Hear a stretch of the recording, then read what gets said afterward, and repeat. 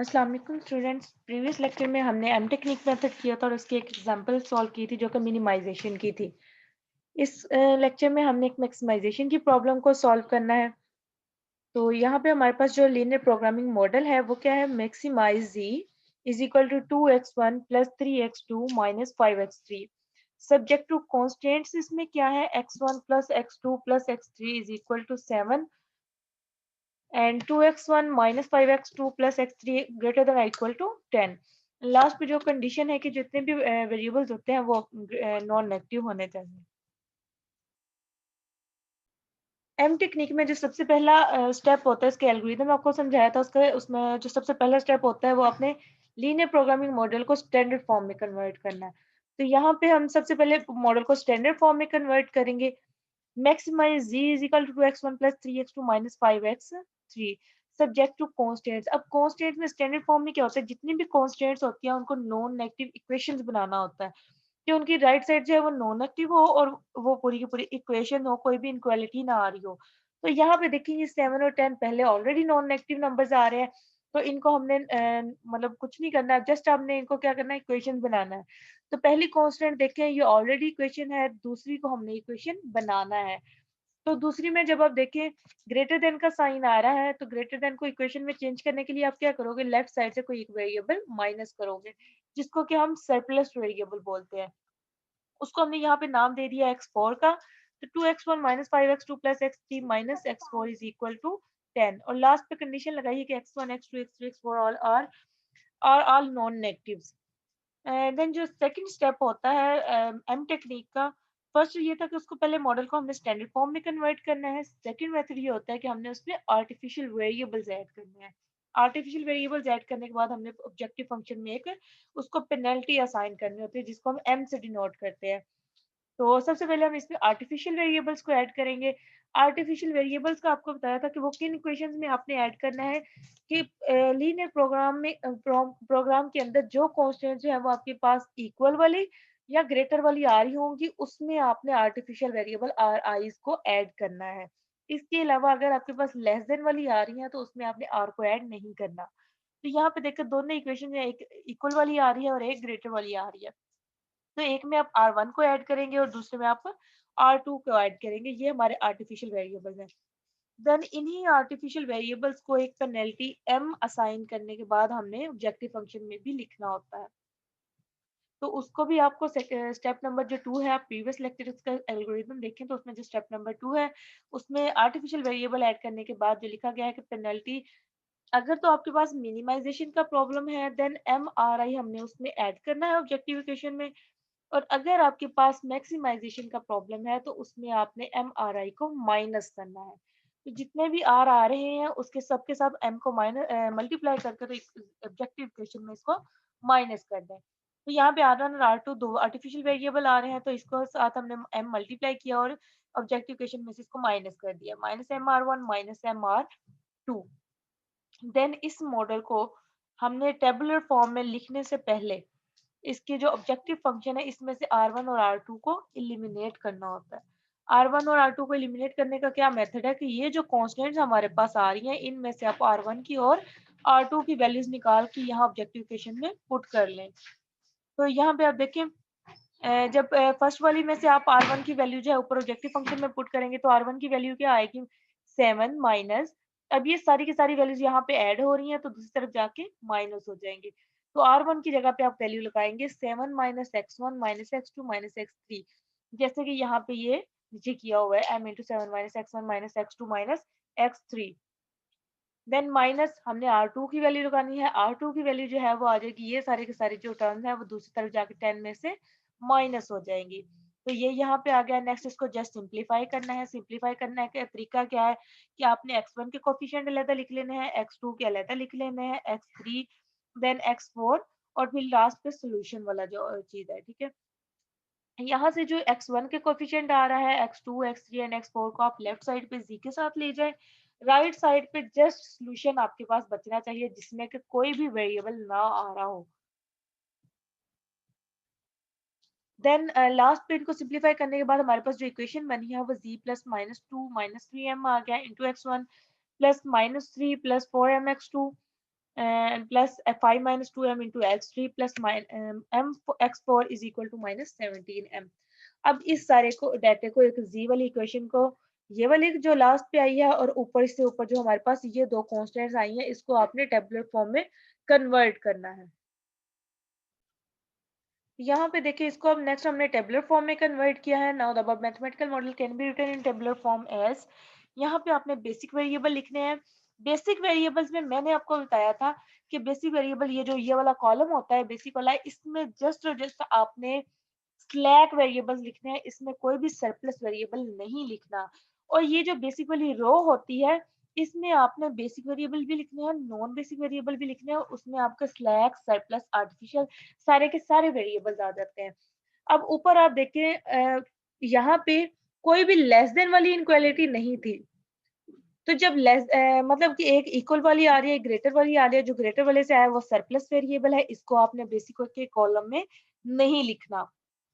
ठीक है, यहाँ पे और कोई भी स्लैक वेरिएबल नहीं आ रहा। लेकिन जब आर्टिफिशियल वेरिएबल्स जो है ये आपके एज अ स्लैक वेरिएबल जो है वो बिहेव करते हैं, तो आपने बेसिक वाले कॉलम में अपने आर्टिफिशियल वेरिएबल्स को ऐड करना है। ठीक है, इसके अलावा आपने सरप्लस, बस ये बात याद रखनी है टेबल के अंदर आपने सरप्लस वेरिएबल जो है उसके कॉलम में नहीं लिखने, जस्ट और जस्ट स्लैक वेरिएबल लिखने हैं या आर्टिफिशियल वेरिएबल जो कि as a slack variable role भी करते हैं, उसका रोल प्ले करते हैं स्लैक वेरिएबल्स का।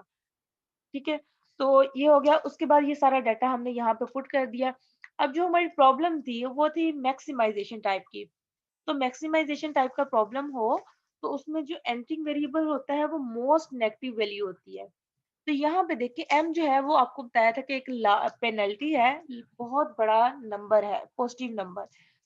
तो m जो है, ठीक है, बहुत बड़ा पॉजिटिव नंबर, उसके साथ -3 मल्टीप्लाई किया तो -3m आ गया। ठीक है, ये तो आ रहा है पॉजिटिव नंबर। 4m एक बहुत बड़ा नंबर है, उसमें से -3 को अगर माइनस भी कर देंगे तो ये पॉजिटिव नंबर रहेगा।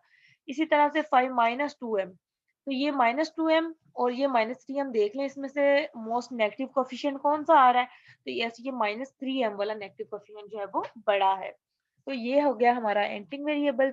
और जो लिविंग वेरिएबल सिलेक्ट करना है वो किस तरह से करना है, हमारे पास ये जो सोल्यूशन कॉलम होता है, इस सोल्यूशन ये वाला सोल्यूशन कॉलम, इसमें से ऊपर वाले आपने इसको जी वाली को नहीं देखना है, जस्ट ये जो वेरिएबल है ये इनकी रेशियो देखनी है आपने, जो आपका एंट्रिक वेरिएबल है उसके नीचे जो कॉलम आ रहा है उसके साथ इसकी रेशियो देखनी है। तो 7/1 जो है ये 7 रेशियो आ जाती है और 10/2 जो है वो 5 आ जाती है। तो इसमें जो लिविंग वेरिएबल होता है वो क्या होता है, जो smallest non negative ratio, smallest positive number जो होता है ना, जो स्मॉलेस्ट पॉजिटिव रेशियो जो आ रही होती है वो लिविंग वेरिएबल होता है। तो इनमें से स्मॉलेस्ट कौन सी है, वो 5 है। तो इसका मतलब जो लिविंग वेरिएबल हो गया वो है R2। ठीक है, ये हमारा लिविंग वेरिएबल है। तो यहाँ से आपने x2 को R2 को खत्म कर देना है और इसकी जगह पे x1 को हमने इंट्रोड्यूस करवा देना है। Introduce x1 and drop R2। ठीक है, और उसके बाद इस पे गॉस जॉर्डन मेथड अप्लाई करना है। गॉस जॉर्डन मेथड अप्लाई करेंगे तो ये जो 2 है इसको आपने सबसे पहले 1 बनाना है। 1 बनाने के लिए आप क्या करेंगे, इस पूरी की पूरी रो को डिवाइड कर देंगे 1/2 के साथ, जैसे कि यहाँ पे किया है। डिवाइड किया है, R3 को 2 पे डिवाइड किया है और उसको नाम दे दिया है R3 डैश का। तो हमारे पास ये वाली रो आ गई। ठीक है, हमारे पास ये रो आ गई है। ठीक हो गया। अब आपने क्या करना है, इससे ऊपर हमने सारे के सारे जीरो बनाने होते हैं। गॉस जॉर्डन मेथड में हम रिड्यूस एचेलॉन फॉर्म बनाते हैं। रिड्यूस एचेलॉन फॉर्म के अंदर आपने ये सारे जो ऊपर आ रहे हैं इनको जीरो बनाना है। ठीक है, तो जीरो किस तरह से बनाएंगे, ये 1 है और यहाँ पे भी 1 आ रहा है, तो R2 माइनस R3 डैश कर दें, मतलब R2 वाली जो रो है उसमें से R3 डैश को माइनस कर दें, तो ये आपके पास जीरो बन जाएगा। ठीक है, इसी तरह से ये वाली वैल्यू को जीरो हमने किस तरह करना है, इसको आप क्या करोगे, इसका माइनस अगर कॉमन ले लो तो ये 2 + 3m बचता है। ठीक है ना, तो माइनस में ये वैल्यू आ रही है तो 1 के साथ आप पॉजिटिव वाली वैल्यू मल्टीप्लाई करो, मतलब 2 + 3m इंटू R3 डैश, इसको मल्टीप्लाई करो और R1 में ऐड कर दो तो ये आपके पास जीरो बन जाएगा। ठीक है, तो ये जो है आपने पूरी रो के ऊपर ये ऑपरेशन अप्लाई करना है। तो ये बाकी चीजें ये तो एडिशन और सब्ट्रैक्शन से जिस तरह से भी मल्टीप्लाई होके जो एलसीएम लेने के बाद जो आंसर आता है वो चीज आ जाती है। ठीक है, ये आ गया। अब अगेन आपने देखना है कि क्या ये मेथड अब दोबारा इस पे अप्लाई हो सकता है। तो यहाँ पे देखिए मैक्सिमाइजेशन का प्रॉब्लम था, तो मोस्ट नेगेटिव वैल्यू यहाँ पे देखिए एम का कोफिशिएंट, ये बाकी जो वैल्यूज रह जाती है ना, ये वाली -1 6 -8, ये बहुत छोटी सी वैल्यूज है। हमारे पास एम जो है वो एक बहुत बड़ा नंबर है, तो हम जस्ट एम को ऑब्जर्व कर रहे होते हैं कि उसकी वैल्यू पॉजिटिव में आ रही है या नेगेटिव में आ रही है। ठीक है, तो अब यहाँ पे देखिए ये -1/2 m आ रहा है, -1/2 m आ रहा है, और दूसरी साइड पे देखें यहाँ पे भी -1/2 m आ रहा है। ठीक है, ये दोनों इक्वल हो गए। हाँ, जब आप इक्वल आ जाते हैं ना किसी प्रॉब्लम, वैसे तो अब यहाँ पे देखो मोस्ट नेगेटिव वैल्यू ये क्या है, -7/2m, जो कि 1/2m से बड़ी है। ठीक है ना, मोस्ट नेगेटिव है। तो ये वाला जो है हमारा एंट्री वेरिएबल हो जाएगा। लेकिन हाँ, अगर किसी प्रॉब्लम के अंदर जो है वो सेम ही वैल्यूज आ रही हो, मतलब कि फॉर एग्जांपल ये वाला आपके पास होता ही ना, ठीक है, सिर्फ ये x3 और x4 होते, तो फिर आप इनमें से कोई भी वेरिएबल को चूज कर सकते थे, जिसको एज ए एंट्री वेरिएबल, इन दोनों में से आप कोई भी वेरिएबल ले सकते हैं। ठीक है, तो अब यहाँ पे हमारा x2 जो है वो एंटरिंग वेरिएबल हो गया, और लीविंग वेरिएबल किस तरह से आपने सेलेक्ट करना है, आपने इसकी रेशियो लेनी है, सोल्यूशन कॉलम की रेशियो लेनी है एंटरिंग वेरिएबल वाले कॉलम के साथ। ठीक है, ये x2 हमारा एंटरिंग वेरिएबल है, तो 2 की रेशियो लेंगे 7/2 के साथ। ये क्या रेशियो आएगी, इसको अगर आप 7/2 करें, तो ये ऊपर जाके मतलब उसकी रकम जब हम मल्टीप्लीकेशन में करते हैं तो उलट जाती है, तो ये आ जाएगी 4/7। ठीक है, तो उसके बाद अगर 5 की रेशियो, 5 की तो बल्कि हमने लेनी नहीं है, क्योंकि यहाँ पे नेगेटिव आ रही है और हमें तो स्मॉलेस्ट पॉजिटिव रेशियो चाहिए होती है, तो ये तो लेने का फायदा नहीं है। तो यहाँ पे जो लिविंग वेरिएबल है वो क्या आ गया, R1। तो हम लिखेंगे introduce x2 and drop R1, are की जगह, R1 की जगह पे आपने x2 लिख देना है। तो उसके बाद अब दोबारा से आप गॉस जॉर्डन मेथड अप्लाई करेंगे। गॉस जॉर्डन मेथड को किस तरह से अप्लाई करना है, कि आपने उसमें x2 में यहाँ पे आपने 1 बनाना है, और उसके ऊपर और नीचे सारे के सारे 0 बनाने हैं। अब देखिए क्या अब इसमें कोई आपके पास एंटिंग वेरिएबल आ रहा है, तो नो, यहाँ पे कोई भी वैल्यू जो है वो नेगेटिव नहीं आ रही। ठीक है, सारे के सारे पॉजिटिव नंबर्स आ रहे हैं, तो इसका मतलब यहाँ पे अब कोई भी एंटिंग वेरिएबल नहीं है, तो हम अपने मेथड को यहीं पे स्टॉप कर देंगे। तो मेथड को स्टॉप किया, ये जो आपके पास वैल्यू आ रही है, ये वाली इसकी मैक्सिमम वैल्यू है z की 102/7, और वो किस पॉइंट के ऊपर आ रही है, जब x1 की वैल्यू 45/7 है और x2 की वैल्यू 4/7 है। तो ये हमारा इस प्रॉब्लम का optimum solution, optimum means best solution है, जो कि उसकी मैक्सिमम वैल्यू जो है वो प्रोवाइड कर रहा है। तो इस प्रॉब्लम को अच्छे से कीजिएगा, जो समझ में ना आए वो आप दोबारा से पूछ सकते हैं। ओके, अल्लाह हाफिज।